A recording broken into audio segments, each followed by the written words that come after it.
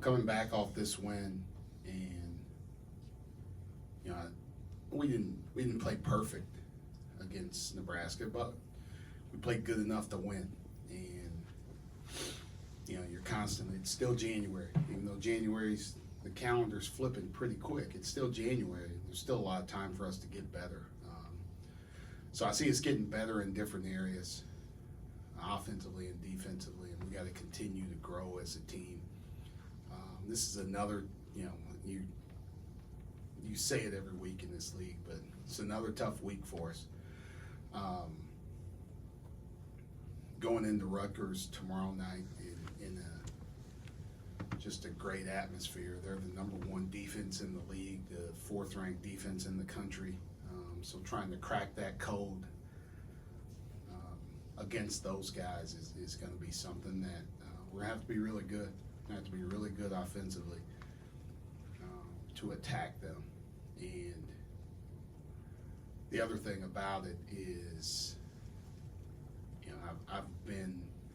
I wasn't in the league when Rutgers first started, when they first got there. And then some of the teams that they had when, drawing a blank, your first coach before Pickett, when they weren't very good at all, Jordan, I believe. But like what Coach Pickel's been able to do in this short amount of time that he's been there, and then the atmosphere that they have, and Jersey Mike's is now what it's called. You go into that place and it just strikes fear in you as an opponent, right? You can't hear, you can't communicate. I was just watching our game. Like, we got a shot clock violation the very first play of the game, right? In a play that we draw up from the sidelines. And those guys feed off of their crowd. They feed off of that atmosphere, and that's something that,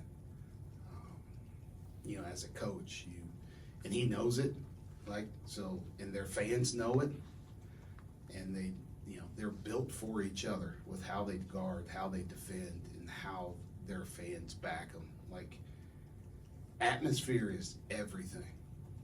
Like, we're gonna go play Purdue here in a couple weeks, and I've been to Purdue, coach there, and I understand what that atmosphere is like. And Rutgers is just the same. In Illinois, we've been to, Michigan State, and some other places. Like, atmosphere is everything for a program, right? Like, nobody is. I talked about how their players feed off of their fans, just because of how loud it is in there.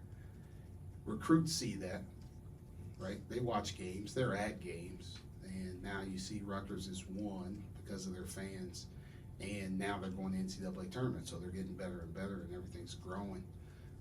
But nobody is like, there's no kid that's looking at Rutgers and being like, man, the shape of the building is terrible, or the bathroom situation's not the best.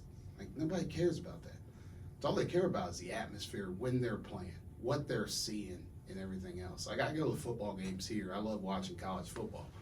And, this is a huge boost for our football team when it's packed, when it's loud, and you can't hear anything.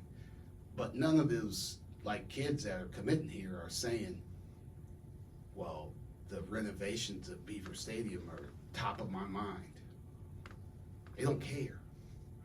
That's all they care about is when I'm playing, how loud it is, right? If I'm playing defense and the offense is struggling to hear, that's what kids care about. That's what kids see. So I don't know what my point is of this, but atmosphere means everything, right? How loud it is, how organized it is, how great it can be to boost your program. And, we're getting ready to go into a great atmosphere. Well, maybe along those lines, Micah, having played at the Palestra now, knowing what this Rutgers situation is all about, do you see yourself ever trying to play games at Rec Hall, which is a very similar atmosphere? Yeah, we'll do whatever, to help us. Like I said, nobody really cares. If people come into the Bryce Jordan Center and it's loud as can be in here when we're playing a game, it's all they care about. It's all I care about. It's all our team cares about, right? Our guys don't care about, like, our recruits don't care about, like, the shape of the building, or like, oh man, these seats are not, like, in the right spot, or like, they don't care as long as it's loud, right? As long as there are people there that are showing interest in your program. We'll play wherever, right? I'll take my squad state high if it gets loud in there. We'll ball out, right? And if it's loud in there and kids come to the game and they watch and they enjoy it, that's all they're gonna remember. And that's all we want them to remember.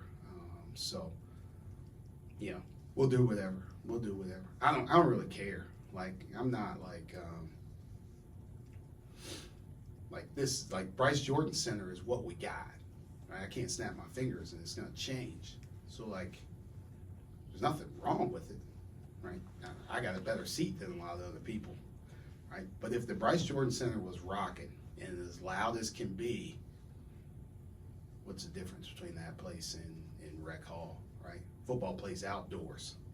There's a lot of space from the sideline to the stands, but yet I can hear every single person in there, and the noise is escaping from the top. So you can get loud wherever you want to get loud. If you'll indulge me one more, do you have ideas for things that could happen to Bryce Jordan Center to make the atmosphere? I mean, you just had your biggest crowd of the season. Are there things that you feel like could be done here to change that? I don't know. Like, I'm a PE major. Like, I coach ball. That's about all I can do. But like, I've gone to football games here, and I've gone to like hockey.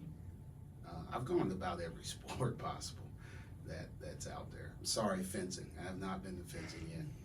Their season is about the same as ours, so that it gets tough, right? So there's some I can't manage in season that if they would move them at different times, I would go.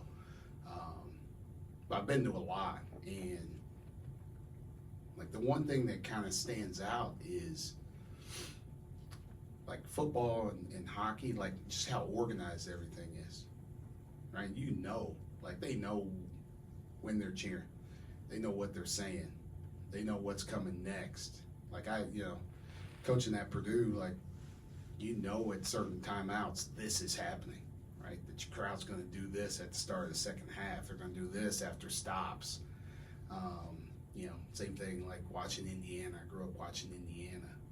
So I don't like, we can work on figuring out everything else in here, but we got a chance here Sunday.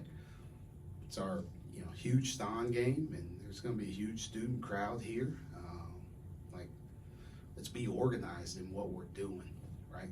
Like now, first of all, I got to get my team organized, right? I can't be asking the fans to do something and then I'm terrible. I don't have my guys ready to play. Like, we got to do our part. We got to do our part as well. But let's come up with something. Let's be organized in what we're doing. And let's make Michigan come in here and be like, what in the hell is going on? And we did not expect this. That's what I want people to say. Coach, you went pretty deep into the bench against Nebraska, played 11 different guys. Is that something that's more matchup and situation based, with Kevin not playing well and Evan fouling out of the game, or is that something that fans should expect to see a lot more with the versatility that you have? Yeah, it's a little bit of both. Like I always go in with certain plans, and then sometimes your plans get thrown out because of maybe foul trouble or other things. But when guys are practicing well and doing things, like, you want to give them a chance, and when they've earned a chance. Right? I think Dalian earned a chance and wanted to get in, but it also,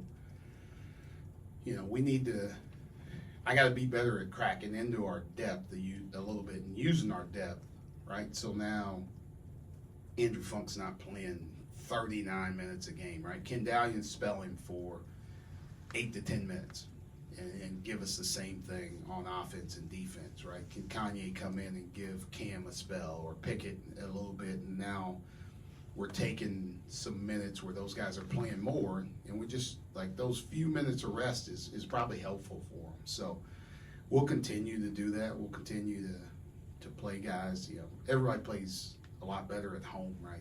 They're more comfortable here. On the road's a little bit tougher, but, you know, we'll still give guys a chance and, you know, try and get some of our high-minute guys down a little bit. Maybe that 2 minutes of rest is what they need, maybe that 3 minutes. And if we do it at the right time, if we do it around media timeouts, you know, it might be 2 minutes of game time, but it becomes 6 to 7 minutes in real time. And now that helps them, hopefully down the stretch. Micah, along those lines with, you know, talking about atmosphere and talking about using depth and getting more young guys involved, you've only had a handful of true road games this year. Going into that environment tomorrow, how do you think that some of these freshmen and younger players are, you know, prepared or ready for what they're going to see?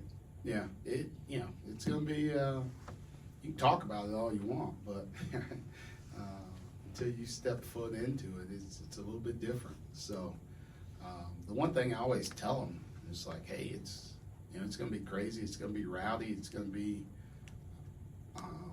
boisterous, whatever, intimidating. None of those people are coming on the court, right? Still 5-on-5, right? If we had to fight our way out, like, man, I really, we'd be in trouble. We'd be in trouble. But like they're not coming on the court. They're staying in the stands. They're staying in their seats.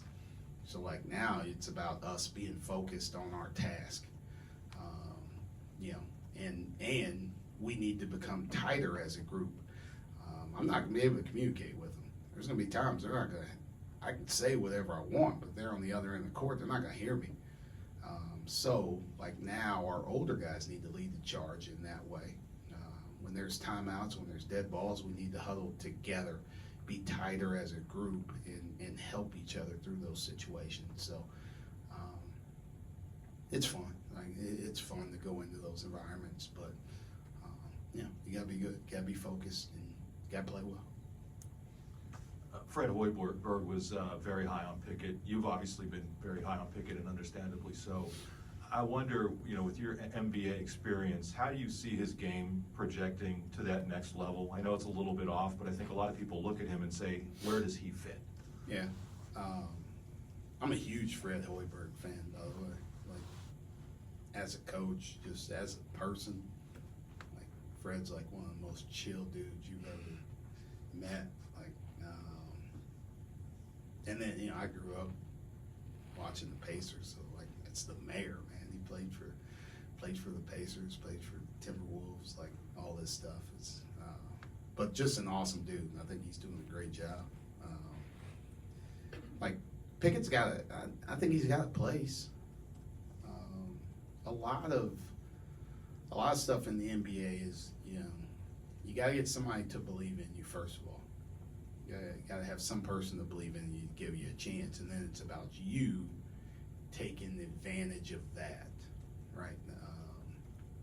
I think with his play, if he continues to play the way he's playing right now, he's starting to turn more heads. People are starting to take a little more notice. So maybe he is like getting somebody to believe in him, and that's the biggest thing. There's a lot of talented people that are not playing in the NBA because, you know, of myriad of different reasons. Some of those reasons you're not going to run up against with him, right? He's not a kid that's going to be, he's not going to get in trouble, right? He's going to do what he's supposed to do. He's going to, you know, he's going to work on his game. Like, that's who he is. He's a hard worker and everything else. So he's going to earn a spot, I think. You know, I think he can earn a spot. I think he can earn an opportunity. And then he has to take advantage of it when he gets there. Like, he fits. He can pass. He can play out of pick and roll. He's physical. He's got long arms. He can defend different people. So, you know, he's got to continue to shoot it the way he shot it here recently, you know, to help him. But, you know, I think he gets a chance. Just like similar to, like, you know, he's totally different than Lamar Stevens, but Lamar Stevens had a reputation, a great reputation for who he was. And that, like, same thing with Pickett. Like, he's gonna leave here with a great reputation as a person, and now, you know, you get to the end of the bench, those are the kind of guys you want. Acknowledging that nobody's really winning 6-7 games in a row in the Big Ten, what would it mean to string wins together for this group? I know you've said before you believe in momentum and what it can do for a program. Yeah, just playing well, you know, because to do that, you have to play well. You have to be playing well to put together a string of games, and you know, that's what we're trying to progress towards. Like, we want to be consistent. We want to play well on offense and defense, and we want to be clicking at the right time. And you know, it's so like, this league is so fleeting and up and down that, like, you know, a team can be, Indiana can come in here and people can leave them for dead, and then they just reel off a bunch of wins in a row, right? They're playing well, they're getting confidence, and the confidence now starts to build from one to the next. So I think if you can get on a streak like that, it can really help you. There's not a lot of separation right now. There is at the top, right? Purdue's separating from everybody else, but from 2 through the rest is really bunched up. And now it's about who can string together a few wins in a row, and now they move away from the pack a little bit. So you got opportunities every single week, and you just have to take advantage of them. I got one more. What's the process been of unlocking the best version of Cam this season? What's gone into that, and where do you feel like he is in that process? Yeah, it's different just because people guard us in different ways. People do different things. I think, you know, the best version for us is, and even for our team, is when we've really moved the ball, when we've really got the ball moving from side to side. And now we're all attacking closeouts. We're all getting kickouts and things like that. I think that for him has been really good. He's been really good in those when we've played like that. People are taking us out of a lot of things, right? So they're trying to not allow us to play like that. Now it's about finding ways for us to generate that in different ways. So I think trying to find different ways for Cam to be in that position to maybe get stuff kick-started for us, to get the ball moving. And it may not always result in him getting the ball back or scoring or catching, shooting, or driving, but maybe he's a starter of our offensive flow and everything else. So that's, you know, you got to tinker with different things, and we still got to find it. Like, what's best? How do we utilize him the best way to keep getting good things from him? And, you know, try and get more of it when we can. So, you know, he's been good. He's an awesome kid. He cares about winning. He fit in, you know, so well with us here that, you know, when he plays well, we're pretty tough to deal with. Thank you, guys. Thanks. Thank you.